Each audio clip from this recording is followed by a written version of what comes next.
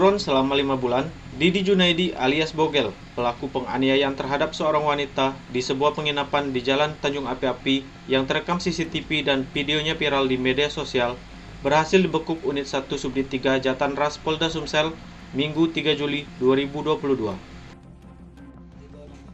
Kasus penganiayaan yang dilakukan Bogel pada 30 Januari 2022 lalu sempat menjadi perbincangan hangat, lantaran aksinya melakukan penganiayaan terhadap istrinya yang merupakan pegawai di salah satu penginapan itu begitu keji dan membabi buta.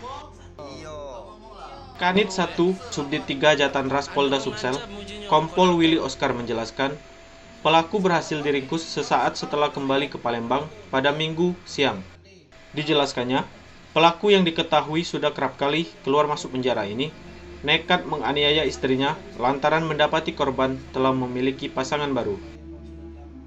Ditangkap di daerah Kertapati setelah berlari unitnya. Setelah 3 hari selama buron. 3 bulan nih. 3 bulan. Ya. 3 bulan buron masih dicari polisi.